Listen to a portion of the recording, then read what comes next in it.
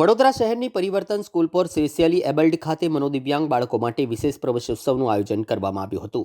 મા અંબાના ઉપાસક અતુલભાઈ પુરોહિત તથા મનોદિવ્યાંગ બાળકોની સેવાને પ્રભુ સેવા સમજનારા રાજેશભાઈ પટેલના સહિયારા પ્રયાસોથી શાળાની સેવાઓ જનમાનસ સુધી પહોંચી છે, જેના પરિણામે પ્રથમ વખત 12 જેટલા બાળકો માટે ખાસ પ્રવેશોત્સવ યોજાયો હતો। આ પ્રસંગે ઉપસ્થિત રહેલા અતુલભાઈ પુરોહિતે આસ્થા ફાઉન્ડેશન સંચાલિત પરિવર્તન સ્કૂલ એવા મંદિર સમાન સ્થળ છે, જ્યાં શિખર કે ધજા નહીં પરંતુ નિસ્વાર્થ સેવાની ભાવના છે। તેમણે કહ્યું કે રેણુકાબેન પંચાલ અને ફાલ્ગુનીબેન રાઠવાના માર્ગદર્શન હેઠળ વિકાસ પામી રહેલા 122 મનોદિવ્યાંગ બાળકોમાં હવે વધુ 17 બાળકોનો ઉમેરો થયો છે। પ્રવેશોત્સવ દરમિયાન બાળકોને school bag, stationery, uniform, lunch box, water bottle તેમજ બૂટ સહિત અભ્યાસ માટે જરૂરી તમામ સામગ્રી ભેટમાં આપવામાં આવી હતી।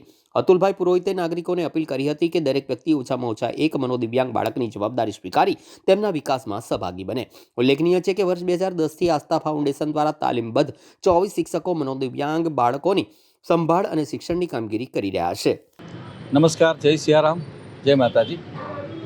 આજે એક એવા મંદિરમાં આવવાનું થયું કે જેનો શિખર નથી, કોઈ ધજા નથી, કોઈ દેવ નથી, પણ એમાં જીવતા જાગતા દેવ બિરાજમાન છે અને એ છે આપણા સમાજના મેન્ટલી રિટાયર્ડ બાળકો કે જેમને અહીંયા જીવનનું ઘડતર કરવામાં આવે છે, અક્ષર જ્ઞાન આપવામાં આવે છે, સંવેદનાનું જ્ઞાન આપવામાં આવે છે, સંગીતનું જ્ઞાન આપવામાં આવે છે।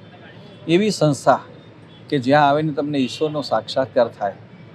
મારું સદભાગ્ય છે કે આજે આ સંસ્થાનું મને મળવાનો સદભાગ્ય મળ્યું અને સમાજમાં સૌને વિનંતી કે આવી સંસ્થાઓને બને એટલો સપોર્ટ કરજો।